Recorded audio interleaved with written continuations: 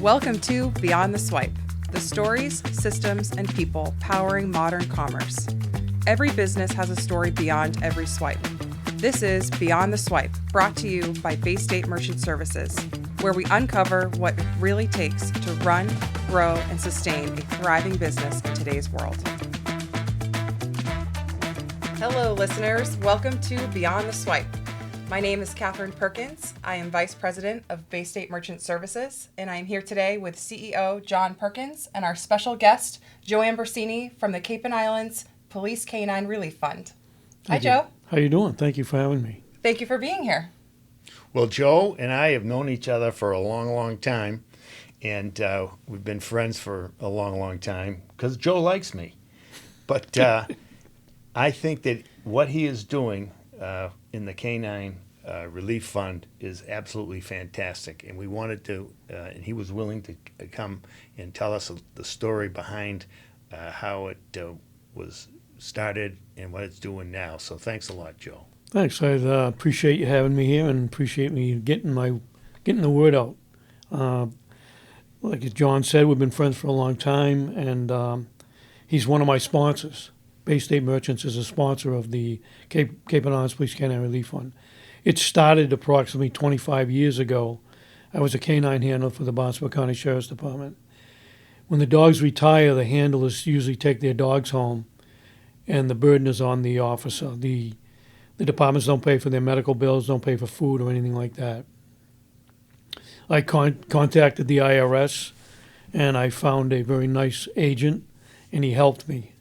And it took a little while, but what the foundation, we're a 501c3, we're a nonprofit, and when the dog retires, the officer takes him home. When he brings him to the vet, the foundation pays for their vet bills. They live probably 4 to 5, 6 years after their retirement, and they get to be a dog again.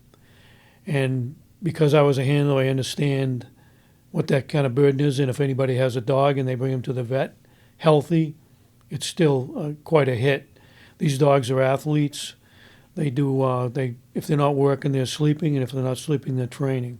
So it puts a burden on these dogs, physically and mentally. So they get to be a dog. Like I said, they get to be a dog again.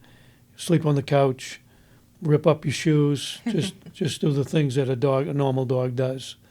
We do many functions on Cape Cod and the islands to raise money, and one of the things is sponsorships. And as I emphasized before, that Bay State Merchants are one of our yearly sponsors, and without them and all the other merchants on the Cape, we wouldn't be where we were to take care of the dogs. And all I can say is thank you very much, and thank you for letting me say my piece. Thank you. Well, you're more than welcome. It's a terrific idea that when you came up with it, and one of the things that I've enjoyed in the past is when you sponsor the bike ride down to Provincetown, I should say. So, can you tell us a little bit about that? Yeah, we 17 years ago we started a motorcycle run. We used to have fundraisers all over the Cape.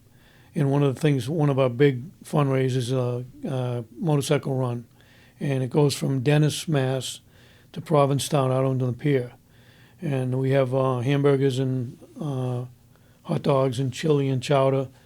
It's usually around 400 motorcycles. And it's a nice ride. We go through the National Seashore. And it's a big event every year. We probably don't even have to advertise now. They call to find out when it's going to be. And that's one of our biggest events every year. Between that and our sponsorships, we make it work, and it works fine. Yeah. Yeah, I've always enjoyed the rides. They're fantastic. You meet a lot of great people. One of the best things I've seen, because I've been riding motorcycles for a long time, but one of the things I've always enjoyed about the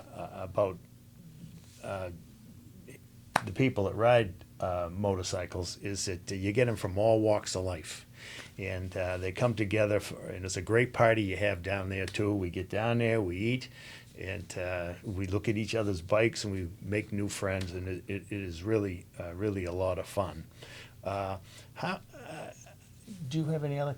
I was just going to say, could you speak a little more to, I know you covered it briefly, but speak a little bit more into what inspired you to start this nonprofit? Yeah, I was a handler, and actually by the time I got this all together with the IRS, my dog had passed. But I can speak for myself. My dog would have died for me.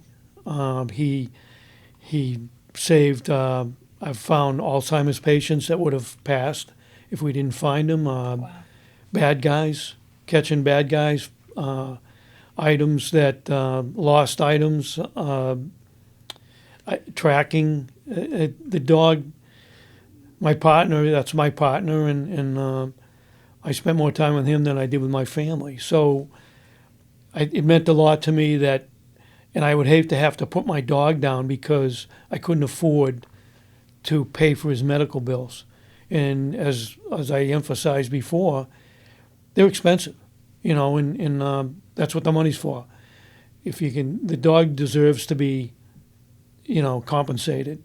He puts his life on the line every day, and if you watch the news, unfortunately, they're even getting shot with their partners. So that's inspired me to do what I did. It was important to me, and it still is. Yeah. So before you started the K-9 Relief Fund, I'm getting the feeling that once they were retired, a lot of the dogs were put down. No, they go home with their handler. Most, they come back, they retire, but now the burden is on the officer because when they're working, everything's paid for. Their food, the medical, everything is paid for. That's a big expense, especially for a dog that's a working dog. So, like I said, I'd hate to, and we've dished out some serious money, but you know what? That's his partner. That dog would die for him, and I can't emphasize that enough. He'll go places where no officer would go. They're fearless. They do, and they're loyal. All those things. I can't emphasize it again. I keep saying that. He deserves something. He deserves a retirement. Sure. How long does it take to initially train a dog? I know it's going to continue throughout his career, but how long does it take to get them ready? It depends on the dog. If it's a utility dog, which he is a apprehension dog, tracking dog, search dog. They're usually 20 weeks with a handler, 18 weeks with a handler. Really, I didn't realize it was that fast. And it's every day. But the dogs now, most of the dogs are imported. There's a lot of breeders now in the United States that breed good stock. They don't breed for money; they breed for the breed, and there's a science to it. If you, and a good example that most people can understand is like a lab. A lab's duck hunting, or a good lab. If you get champion labs, male and female, the chances of getting a good puppy is a lot better than just taking, any average dog and mating them with that. So it's there's definitely a science to it. A lot of the dogs are imported, but a lot of good breeders in the United States are breeding good stock. They're good working dog stock. So, how many years can a dog work before he needs to retire? It depends on what he's doing. If it's a drug dog, they're having fun. There's no physical. It's not as physical as a utility dog. Utility dogs, we did things like coming off of walls with the dog, jumping, going into situations, putting them through the windows. They start like a year and a half, 2 years, and then depending on their health, probably 8 or 9 years old. You want them to retire with a little dignity. You don't want them dragging his feet, but you get what you put into it, and you get probably 9 years of service. Of service, yeah. Yeah. Yeah. How many dogs are in your program now? It, Approximately. about 14, but it changes. It revolves. You know, a lot of young handlers will get another dog, and that dog that he's had, will retire. So it's always evolving. There's a lot more single-purpose dogs for drugs. And there's a lot of drug dogs. The thing with dogs, canines, is if it has a scent, you can train them to find it, no matter what it is. I don't care what it is. Fascinating. The Barnstable PD has a dog that will hit on computer chips and all kinds of electronics. Really? If it has a scent, they can find it. You can train them to find it. Oh, So it's amazing. It's amazing. How Yeah, intelligent they are. they're worth their weight. You know, you can see them working at airports. You know, they have a olfactory system that, you know, when you come home and somebody's cooking beef stew, you can say, "Oh, I smell beef stew." When the dog comes into the kitchen, he smells carrots, beef, onions. He can break all that stuff down. So it's quite a machine. What was your dog's name when you were in the field? His name was Rocco. Rocco. And Tell he us, was- do you have a story about Rocco? Yeah, I have a lot of them, but you know, it's very rewarding. I found a gentleman that he was all tied up in the briars. He couldn't, an elderly gentleman, and his family thanked me a million times, and that's a good feeling. Yeah. And then another guy in Chatham, he escaped from a nursing home, and he fell down this dirty long ditch. They had to haul him out with ropes, and when the dog, we tracked him, and I put the flashlight down there, and he yelled at me for putting a light in his eyes. But The dog yelled at you. no, the gentleman that I Oh, found. okay. So in that particular instance, you have Rocco. At that point, you're looking for a missing person. Yeah. Do you give Rocco an item that belongs to him? No, and because then tell him to go find that if- scent? the best way to explain, see, when you take off through the woods, you're dropping scent. You're crushing the ground. You're changing the ground. It's like if you're in a golf course in the morning and it's wet and you walk on it and you turn back, that's what he smells. Wow, fascinating. You can see it because you can see the footprints, but he's crushing the ground, or the person is crushing and making it different from anything else. Plus your scent, your skin and things are dropping off, believe it or not, and that's what they're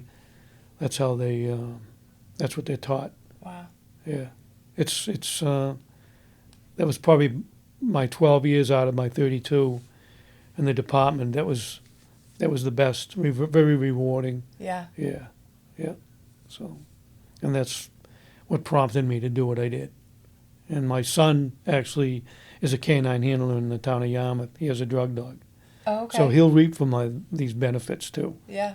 you know, and hopefully he'll take it over when I get too senile. But yeah, Oh, that's awesome. yeah, He'll never be senile. Yeah. He'll never be senile. yeah. So, yeah, it's very rewarding, and I have fun doing it. I get the best volunteers. Nobody gets paid. I get the best volunteers I've ever had at this point, and everybody does what they're supposed to do. I've got great merchants. I couldn't do it without all you guys, and I'm at the top of the world right now with this program I have. So Well, I've watched it over the years. It really has grown, and I know that you put a ton of time into it, and it's a love fest for you. yeah, it's a passion of mine, and if I can throw this in there, I'm always looking for businesses to be a yearly sponsor. If anybody wants to jump in, Absolutely. I was Yeah. going to say, could you tell our listeners how, if they want to get involved, or how they sure. can best support you you? can go to CapeCodPoliceK9.org, or you can call me. I'll give you my number. Don't call me after 8 because I go to bed early. It's 508-294-1869. Or you can call me early in the morning. After 5, I'll be up. So, yeah, love to have more sponsors. The more, the better. The more Yeah, I- it's absolutely a great program. so, Awesome. All Well, thanks right. for coming, Joe. Hey, Yeah, we appreciate it. I appreciate you guys. Thank you. Brought to you by Bay State Merchant Services. We uncover what it really takes to run, grow, and sustain a thriving business in today's world.